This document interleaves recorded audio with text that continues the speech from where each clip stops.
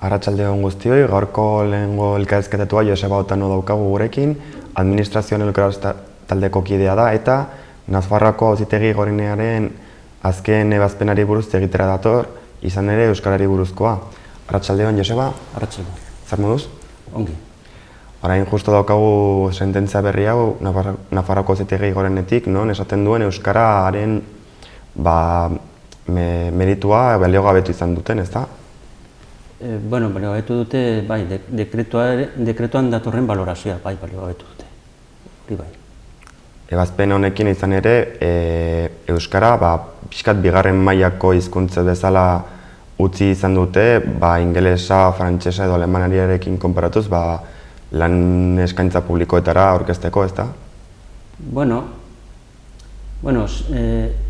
Atzerriko hizkuntzen balorazioarekin epaiak ez dira sartu. Hor dago araututa, modu orokorrean araututa, ez da gehiagia puntuatzen, baina hor dago. Eta erabaki dutena euskararen puntuazioa modu orokor batean ematea ilegala dela. Haien ustez, lanpostu bakoitza baditu bere ezaugarriak eta ezin da arau orokorrik jarri. Eta deialdi bakoitzan erabaki behar dela, lanpostuaren ezaugarrien arabera eta bar. Eta horrekin lortzen dute, irizpide orokorrik ez izatea. Eta hortik aurrera, deialdi bakoitzen erabaki behar da, eta legite baten aurrean, eta badira batzu pres legite horiek jartzeko, epaiek erabakiko dute, eta gero hor dago bigarren arrazoia, hori baliogabetzeko. Bigarren arrazoia da, gehiegizkoa dela, desproportzionatua eta bar. Eta dekretuan jartzen zuten puntuazioa zen 1,2,8. Eski 1,2,6. Dekretuan jartzen du meritoen baremoaren 1,7 puntuatuko dela euskara. Hori bakarrik erabiltzen da osasun bidean, hortik kanpo ez, eta diputazioan deialdi asko dira 1,80 inguru osasun bidetik kanpo. Orduan bakarrik arlo batean erabiltzen da hori posizio lehiaketa, bakarrik puntuatzen da 1,7 meritu hori dagokienez, eta azkenean hori da 1,2,8, gainontzeko merituen 1,7. Benetan hori da, ez da 1,2,8, 1,76. Eta erabaki dute hori gehiagizkoa dela. Orduan bi arrazoi izan dira hori baliogabetzeko. Ezin dela irizpide orokorrik ezarri, eta gehiagizkoa dela hori. Eta bi irizpide horiekin, 40 urtetan egin den guztia pikutara joan da. Dena ilegal izan da, horren arte. Izan ere, 2017an aurreko gobernuak ezarri zuen dekretu bat, euskararen legeari hobekuntzak ipini zizkioten, baina orain tribunalek ezarri dute dekretu hau ilegala izan dela. Zergatik uste duzu epatzi dutela tribunalek ezarpen hau? 2017ko dekretuan bi hobekuntza zituen, ez?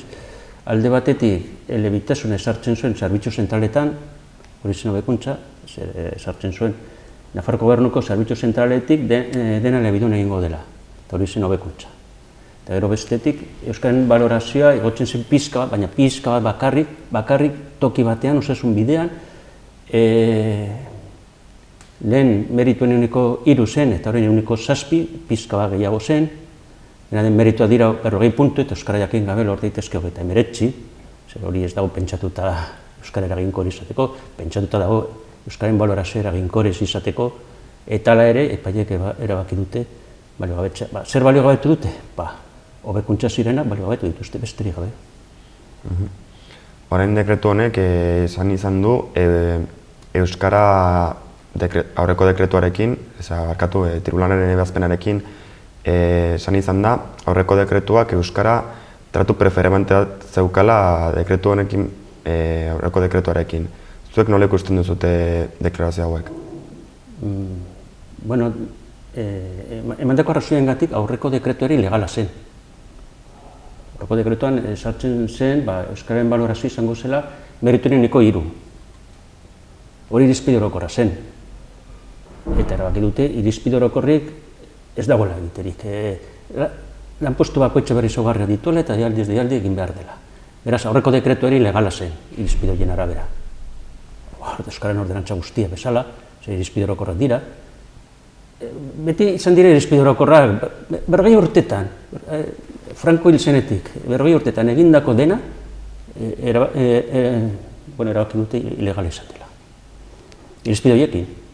Eta zuen elkartetik, noleko izan duzute elkarrekin sententzia honen ezarpena?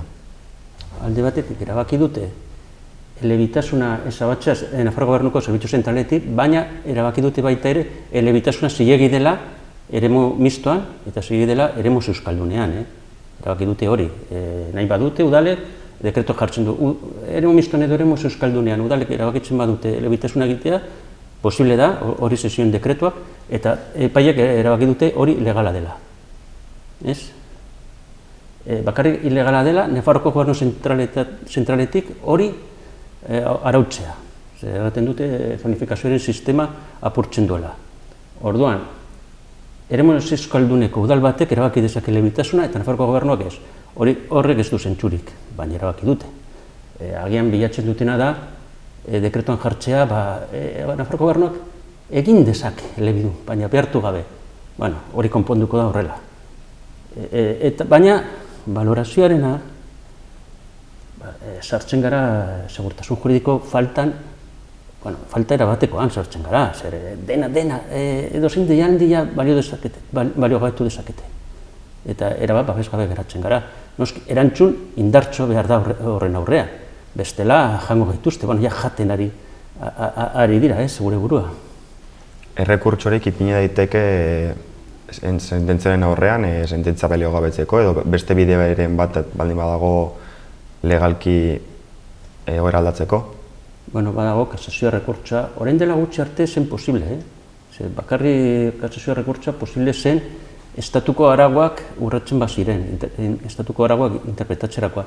Baina orain dela 2 urte aldatu zuten hori, eta baita ere dozin arau interpretatzeko egin daiteke ez, kasazioa rekurtsoa. Egin daiteke, eta, Nafarroko Gobernuk ikusiko du. Baina kontua ez da Euskaren alde gaurka egotea. Epai honekin, segurtasun juridikoak kolokan geratzen da erabat, eta orduan nik uste behartuta daudela. Nafarroko Gobernu egiten ez badu, agian udal batek egingo du. Bere ordenantza agian momentu batean jarriko da kolokan eta egingo du. Eta azkenean, Nafarroko Gobernu gaizki geratuko da, ez? Ikusiko dute zer egin.